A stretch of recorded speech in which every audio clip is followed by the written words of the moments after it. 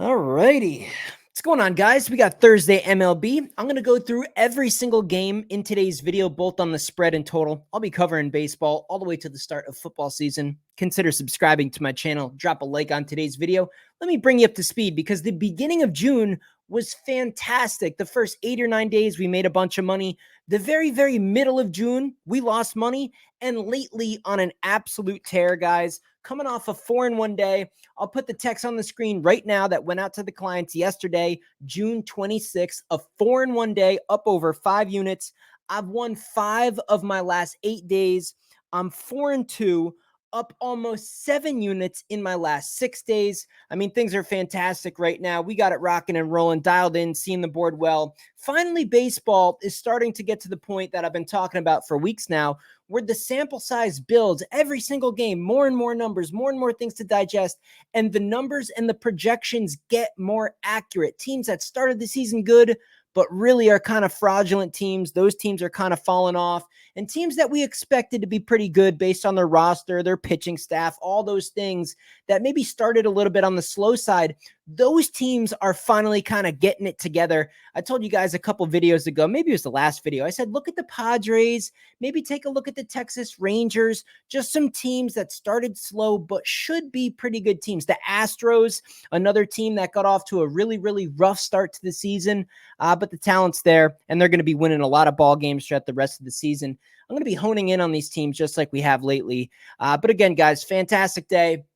If you want all my picks, no better time to hop on board right now. You dodged that little rough spot we had in the middle of June. Told you guys last year, MLB baseball, my 2023 season ended right around a 55% winning percentage, but you can see the plays that went out today. A couple of those multiple plays over the last few days here have been plus money. So 54, 55% with some plus money plays in the mix. It's going to be an awesome end to the season here. I think the entire month of July and the entire rest of the dog days of summer are going to be absolutely fantastic. There's going to be crazy games mixed in. It is the sport of baseball, but just seeing the board well right now, guys. Dialed in, danspicks.net. Link to my premium in the description. You can get an entire week, and you can try out my picks for an entire week for just $30. I assume you guys are betting 50, 100, 200, sometimes $1,000 a game, depending on what type of sports bettor you're at. To know my entire full card for an entire week for $30, just to know what I'm going to be betting on, that's extremely valuable. You guys can also just skip ahead, make yourself a little bit more disciplined, grab that monthly package and tell yourself you'll take all of my plays for the next month and see how you pan out. Those are just some options there on the website. If you have any questions, you can let me know down in the comments below, but let's just dig into these games. The SoBet link also down there. I forgot to mention that, guys. Hard to ignore that, guys. 48-26 over my last 74 days on SoBet. That is truly incredible. And a lot of those plays are MLB baseball picks. So you can head over to SoBet. It's only one pick a day. That is not the full card, but that's less than $10 for an entire month. Look at the record. Look at the winning percentage. Head over to SoBet. Take those picks every single day. You guys will definitely be in the profit over on that SoBet platform. Game number 1 here, guys. Not too many games to go through today, so I got them up on the screen. I got everything ready to go. Let me bring up the most updated odds and let you guys know everything that's going on. We'll check out some money splits. We'll just dissect these games to the best of my ability. Now, there's some little, like the White Sox and the Twins right now. We have some blanks in terms of the projected pitchers. So those are going to be a little bit harder to predict. So game number 1 here. Again, we got Montgomery going for the Dbacks. Twins offense, though, looks like it's coming alive. We were on them yesterday. Nice, easy cash, sweat-free. I do like their offense right now. I think they can get to Montgomery. But Arizona, man, I don't know. This is a tough one. And if there's a Twins pitching matchup for Arizona off of a loss at home, I do think offensively, maybe Arizona can get it going. So depending on the pitching matchup for this game, I know the number's huge at 9.5, but I'd probably look over the total at 9.5. I don't love the pitching for the Twins. I don't love the bullpen for the Twins. The Twins offense, pretty solid. I wouldn't be shocked if we can get a 6-5 game out of these two teams. Again, that depends on the pitching matchup for the Twins.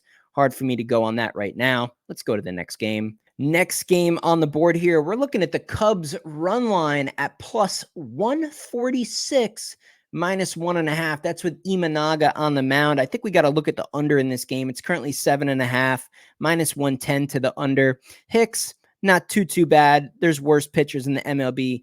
Imanaga, I think he's had enough rough starts, man. I think he's had enough bad starts to where he can kind of get it together here.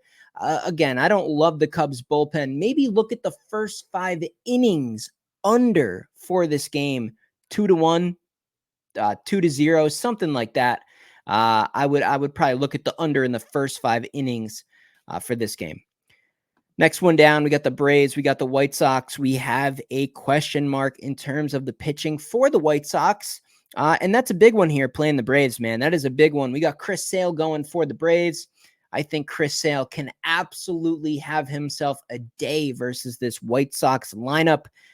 The under over is at 8.5. Right now, money line prices out of control. Plus 240 on the White Sox isn't quite high enough for me to feel like I want to take a shot with them. I would rather play the White Sox as a big underdog versus a team like maybe the Dodgers or versus a team with, if they played a team like the Yankees or someone. I at least want to know, or at least have a chance at thinking their offense can kind of get out of the mud, right? And against Chris Sale, I just don't see it here. I think the offense is going to struggle for the White Sox. I'm all about, a plus 300 underdog, taking a little sprinkle on teams like that every once in a while. It is the sport of baseball, but I'd rather have, kind of bad pitching versus bad pitching, not good pitching versus bad pitching. And with the pitching mismatch here, again, if they were to roll out, it's not going to be Fetty because he just went. But I mean, if you were going to tell me it was going to be Braves, White Sox, and Crochet was on the mound, maybe then I'd look at like an under for the whole game. But I'm going to go ahead and probably look at, an alternative line here. I guess you would go up to maybe the Braves -2.5 to at least make the price reasonable on the game. You could maybe use the Braves just -1.5 at -164 as a parlay piece and find one other thing to pair that with. Or just look at the team total under for the White Sox, I think would be a decent look at this game. Next one down, we got the Marlins and Phillies. Interesting. Why do I feel like the Phillies are going to kind of be asleep here? We got Rogers on the mound. We got Wheeler on the mound. Man, Phillies are -295 here. Marlins plus 240. The total for the game is at 7.5, juiced a little bit to the over here. This one's tough, man. Do we take a flyer on the Marlins in this game? I do feel like the Marlins are a little bit more sneaky on the road. Maybe the Phillies are asleep here. We have seen it over the years, man. Zach Wheeler, Nola would be the other guy, but Wheeler is one of the guys where the prices when he is pitching are astronomical. And there's been some times, man, on a game you would think is absolutely a lock. Like if you're looking at that money line, that -295 and just trying to find some other stuff to put with it. I don't know, man. I'd be a little bit hesitant here. I'd be a little bit hesitant just based on assuming the mindset, the overall mental engagement for the Phillies in a game like this. Just might be a little bit low. I mean, it's a Thursday night. Then you got the Marlins in town. I don't know, man. This one could get kind of sneaky. You never know. It's baseball. Irrational things happen on almost a daily basis. Maybe this is the big upset of the day. I'd probably look at Marlins plus 1.5. As it's still plus 106. You still get plus money. You get the run in your back pocket in case they have the lead and the Phillies walk it off in the 9th inning or walk it off in extra innings. So I'd probably look at the run line for the Marlins at plus money in this one. Next game down here, this should be a good one. We got Texas, we got Baltimore. Looking at Baltimore as -215 favorites, as they do have pretty solid pitching advantage. We got Burns on the mound. He's been excellent. Rangers, last 10 days, maybe even a little bit over 10 days, maybe 2 full weeks here. The Rangers do seem like they're slowly getting it together. But this could be a spot where they fall a little bit flat. I do think the Orioles might look to build some momentum as they had a little bit of a rough stretch. Not even a little bit. It was a pretty nasty little stretch they went through there. But they played some pretty good teams. Got that win versus the Guardians. Got out of that series with a little momentum. Still at home. No travel. Rangers are traveling. You got Gray on the mound. I don't know, man. I think the Orioles can get to gray a little bit here. I'd be looking at the Orioles laying the 1.5 runs at plus 106. Probably the way I'd look in that game. Maybe look at the over. Yankees, Blue Jays. This one's tough as well because the Yankees, they're not doing great lately. The Yankees have kind of fallen off. I don't love Rodon. If it was another starter for the Yankees, I'd like it a little bit more. Barrios on the mound for the Blue Jays, but the Blue Jays are just, they're terrible, man. They lost like 7 in a row before they finally snapped a win there versus the Sox. This one's tough. I feel like I can't trust Rodon here. Not on the road. I can't trust the Yankees bats on the road. If the Blue Jays and their pitching staff is at least doable, I think they can get the win here. They're plus 118. I got to go plus money here. The Yankees, man, those Mets games, just ugly baseball. There's no way I could back that team as a favorite, especially almost minus 140. So I'd be looking at the Blue Jays here at plus money. Little underdog is what I'm trying to say. Next game down here, we got the Reds. We got the Cardinals going off here. Just a pretty even game. We got the Reds at plus 110. Abbott on the mound.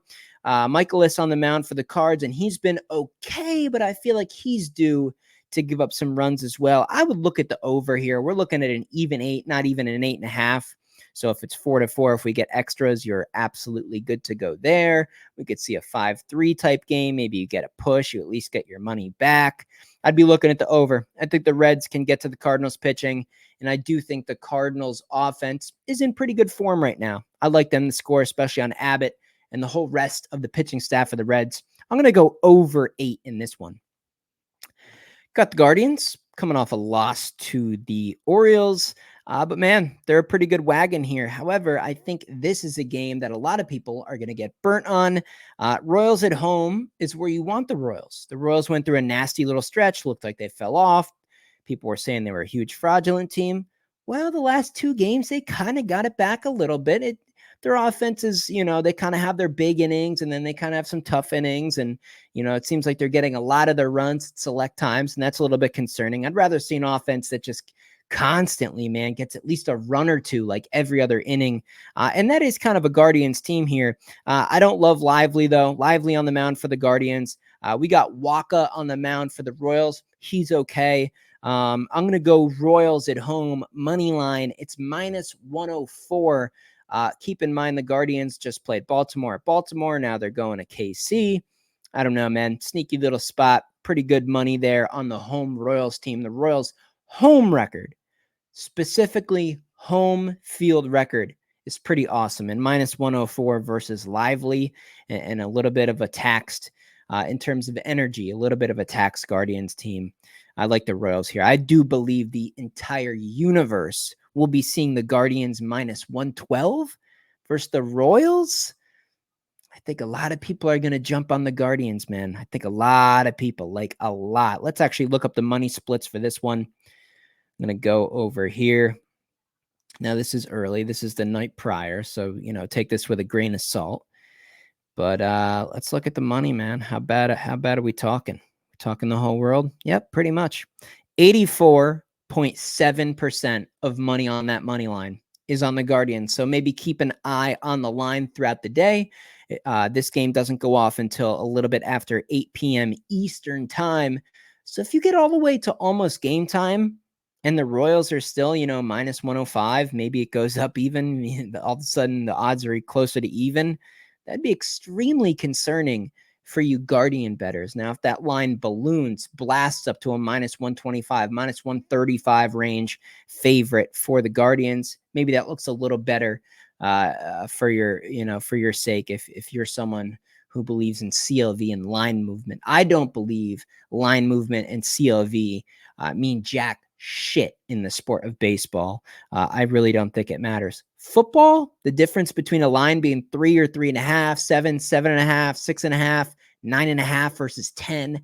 I mean, these are critical, huge, giant, important factors when it comes to betting on sports in terms of other sports like football. Those numbers in football are beyond important. Words can't express how important those half points are in the sport of football. Baseball, I could care less, man. Minus 104, minus 112. It's going to be around that range. Give me the Royals. Last game here, guys. We got the Tigers. We got the Angels. Who is going to bet this game? If you're down, if you had a rough day, don't chase your losses on a contest like this. Goes off. It's the last game of the night. It's going to look tempting. Flaherty on the mound. I don't know, man. Maybe look at a team total under for the Angels. Maybe that's a good way to look here. I don't want to lay a crazy money line price of minus 166 with Tigers. In the same light, I don't want to lay a run line with an offense that's just inconsistent. I'm not comfortable with the Detroit Tigers minus 1.5, even at plus 100 odds. I just don't want to do it here. Maybe you could take the full under for the game at 8.5, but I don't know. There's at least some chance I do think the Tigers could get to Daniel a little bit. It's just not something I want to wager on. So maybe divide it up, go with the pitching staff. Assume that Flaherty has another great game. Maybe go with the no-run first inning. How about a little bit of a nerfy in this game? I could easily see 0 runs being scored through maybe 2+ innings here. So first run, no inning. I think that's the way I'd actually look at this last game. And that's it, guys. That's Thursday. Again, all the picks on my website in the description. Red hot right now. You guys see the numbers. You heard the numbers. You know how I did last year. This is the time you want to be involved.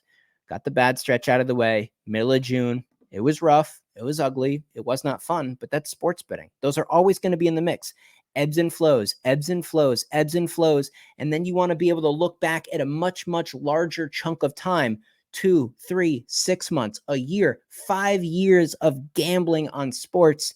And you want to see your money being up. That's what this is about. It is not about winning every single week, every single month. You're going to have a losing month every once in a while. You're going to have losing weeks almost every single month.